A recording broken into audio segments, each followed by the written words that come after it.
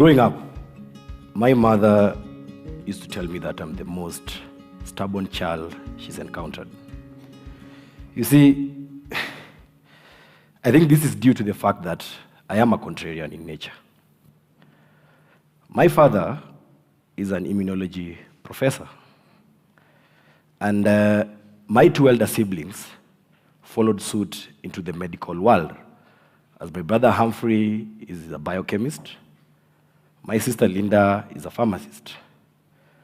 Somehow, I also thought that I would land into that direction. But shock on me, I found myself in public relations. And my younger brother Michael also followed suit, and he is into human resource. You see, being a contrarian and growing up used to land me in so much trouble.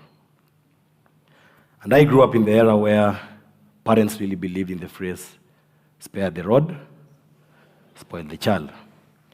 I remember this one time, my father had just come back from his studies in the US, and he had bought me this nice pair of shoes. And because it was third term, he advised me to wait on the new year so that I can go to school with new shoes. But I didn't listen. The next morning, I went to school with the shoes. Coming back that evening, I had lost the shoes. And I was thoroughly whipped by my dad. He even told me that he's going to add one more stroke every time I come back home without the shoes. So if today was 14, tomorrow it's 15, and so on and so forth. And this went on for a while until he gave up. So you guys can tell how eventful my childhood was. Fast forward to high school, I went to Vihiga High School. I joined Vihiga High School in 2001. And I can say that's where I discovered my love for rugby. And I can say I went into rugby in a kind of an accidental way. As you know, it was the norm during those days. When you join high school, you're being asked to join a club or a team for your co-curricular activities. My first choice was football. And going onto the football field, there was a huge crowd. It's like every first former was playing football. Everybody had gone there to try their luck. But because that time I wasn't very good with lines and crowds, I decided to leave. And as I was leaving, I looked over the other side of the field, and I saw a small group of guys throwing around and kicking an oval-shaped ball. I decided to go there, and that's when it hit me, aha, this is rugby. The sport Humphrey told me that he was playing back in high school at St. Peter's Momia's boys. I joined them, they welcomed me, I joined them, and my first touch of the ball, I got hooked. I got hooked to the sport so much that it started affecting my studies, my academics. And in Form 2, finishing Form 2, I was asked to repeat because my grades were very low. And I really felt bad. I felt bad because now my friends would have moved on, and now I'll be the old guy in the new class, the guys will be laughing at. And you guys don't even want to know how it was back at home when I broke the news to the professor. Because that is a story for another day. But luckily, we used to have these welcome back from the holiday exams. I don't know how many of you used to have them. And let me tell you, I have never been prepared for an exam the way I was prepared for this specific exam. School reopened, went to school, did the exam, and I passed. The deputy principal had to summon me in his office to explain myself. But he made me promise that if I promised to continue keeping up the good grades, he'd let me continue with the rest of the class. And I can say this is where I had to learn how to prioritize things, and I also had to learn the balance between my rugby and my academics. I kept the promise, and I cleared high school. And now that I was free to do what I love, which is play rugby, I came back to Nairobi because I was born in Nairobi but grew up in Eldoret. I came to Nairobi and I joined Ulinzi Rugby Club, where my elder brother Humphrey was playing. But later on, it was disbanded, and I went on and joined Mwamba Rugby Club, which has been my home for the last 14 years. And on joining Mwamba, I decided to set myself a goal. And my goal was to play for the national team. And you see, when I joined Mwamba, I was playing for the Team 2. And Team 2 plays in Division 2. It's the lower leagues. And I got called up to the national 15-a-side team while I was still playing Division 2. And Division 2, during those days, used to be the ultimate Division 2. You would go to a game, there are no fans. It's just you, your teammates, your opponents. Most times you'd go to a game, the referee is nowhere to be seen. Other times we'd go to a game, but somehow we used to decide the duration of the game, depending on how much we are losing by. And me just getting called up to the national team while playing that Division 2 really showed me something. It really showed me that when you focus on the process, most likely the end result would be in your favor. And by process here, I mean the rigorous training we used to do with my friends. Because we had a group of guys who we had all cleared high school, so we had nothing to do, basically. And we used to meet up at 3 p.m., go to the gym and do our poorly drafted gym program. Then after that, we'd go to the field, play touch rugby till around 5:30 p.m., where now the rest of the senior guys and the rest of the team now comes for the official club training. And we will still train with them till around 7 p.m. And we used to do this on a daily basis, from Monday to Friday. Saturday, we have a game, we play the game. But then some other times, when you're free on Sunday, we also used to do it. So, for those of you who might be playing Division 2 at work or in life, there's hope. Eh? And after playing like 3 games for the 15-a-side team, I then got called up to the Kenya Sevens team, the national Sevens team, by the then coach, Benjamin Aimba. And on joining the Sevens team, I played my first full season in the 2008-2009 season. I finished that season as the top try scorer of that season with 42 tries. And for those of you who don't know tries is like scoring a goal in rugby. And this was in my wildest dreams.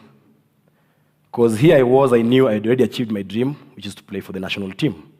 But now here I am, being the top try scorer with 42 tries. And this just affirmed my belief in focusing on the process. And because of this achievement, I got called up down to South Africa to try out for the Stormers. For those of you who don't know the Stormers is like the Manchester United of rugby in South Africa. Yeah? I don't know if I'm making sense. It's the club every rugby player in South Africa would want to play for. And on going down there, I got a massive culture shock. Landed to the airport, I was picked up, taken to the training facilities. And on reaching there, I was being shown around. I was taken to this huge, fully equipped rugby-specific gym. Then I was taken to another room which was full of nutritional supplements. It was like walking into a supermarket just selling supplements. Then I was taken to another room which had like 20 massage tables. It was the massage room, apparently. Then there was another room, steam room, hot room, things that I've never experienced before.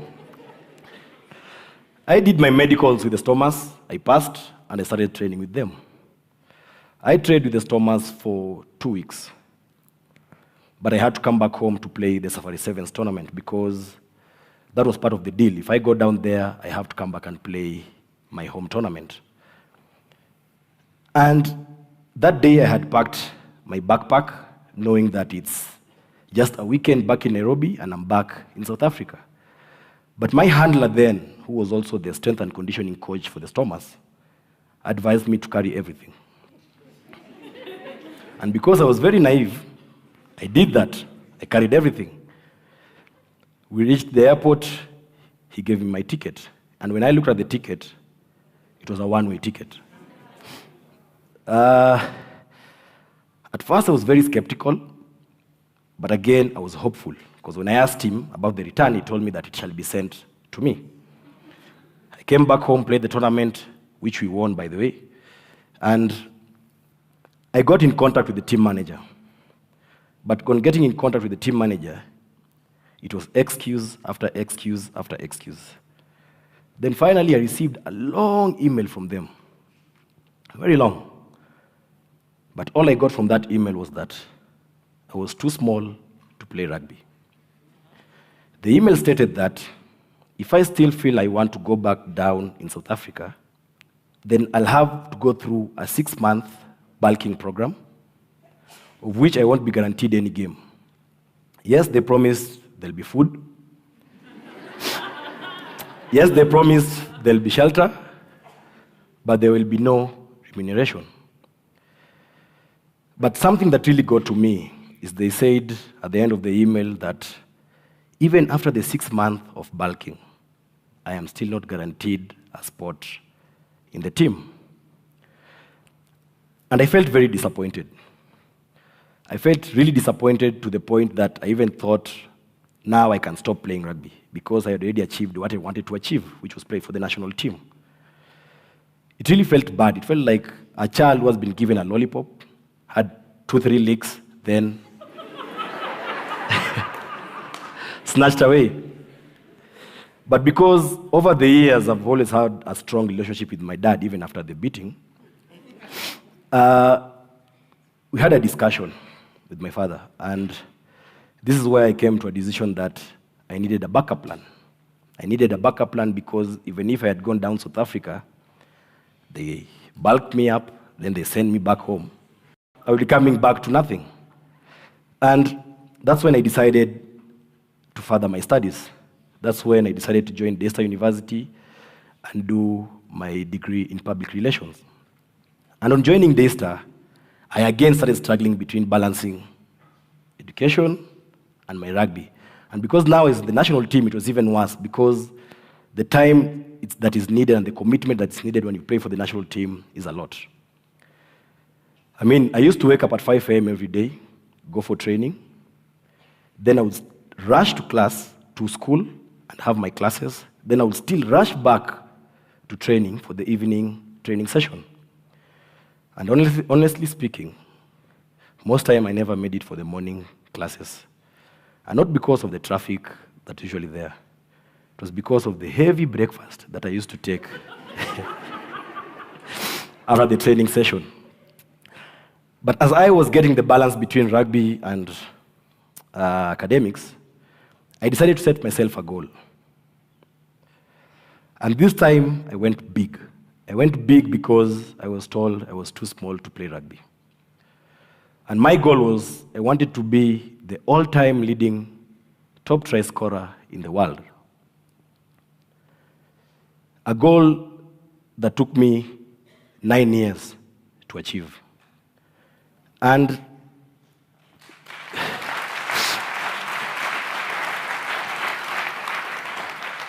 in those 9 years, I've had several challenges and sacrifices that I've had to make. I mean, just to mention, I've missed games because of school, and vice versa. I've missed school because of games. I've missed games due to injuries. I've also missed a whole season and a few tournaments because I was kicked out of the team, and not because I was indisciplined, because of the stand I used to take regarding certain issues concerning the team. And many more. I've even sacrificed family time. I mean, I've missed the birth of my first child because I was in Las Vegas playing rugby. And up to now, I still don't know if my if my wife has fully forgiven me. And not all has been rosy in trying to achieve this goal. I've had instances where I have I've deviated from focusing on the process and focused on the goal. And when I did that, things started to crumble and things started to fall apart.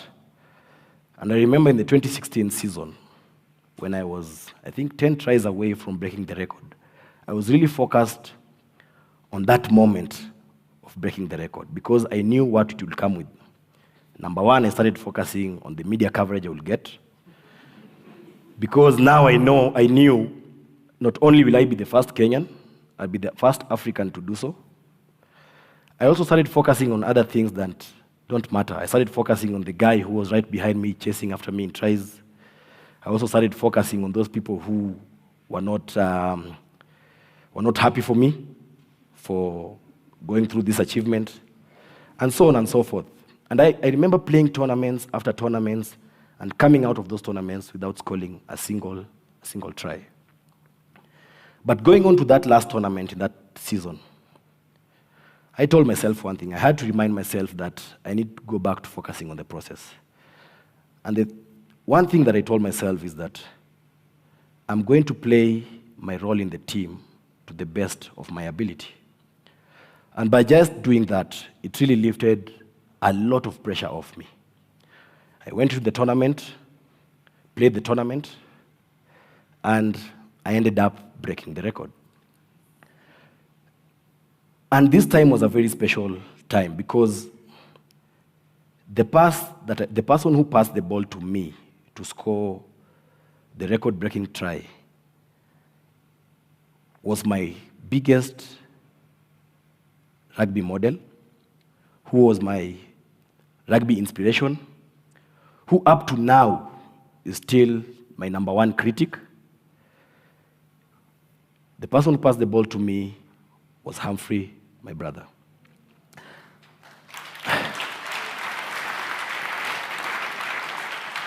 And even to make it more special is that my father, who is my life role model, who has always advised me about life, and my mother, who has always supported me throughout my career through her prayers. And they were both there to witness me achieving this. And I have achieved a couple of more things as well in those 9 years. I have managed to be an Olympian. I've been awarded Order of the Grand Warrior of Kenya by the President, the OGW Award. But most importantly is that I have managed to get a family of my own. I have a very supportive and understanding, beautiful wife with whom we have 3 kids. So I know to some of you, the 9 years might look like a long time to chase a dream or to chase a goal. But trust me, it's not. When you focus on the process, when you focus on those little things that needed to be done for you to be able to achieve the goal, it doesn't look that long. So if you have a dream, dream big. I mean, don't be afraid, but just know you have to focus on the process, because during that process is where the magic happens. And during that process is where you get your opportunities. And when I used to get my opportunities, I always reminded myself one thing, that it's never about the opportunity of a lifetime. It's about the lifetime of that opportunity. Thank you.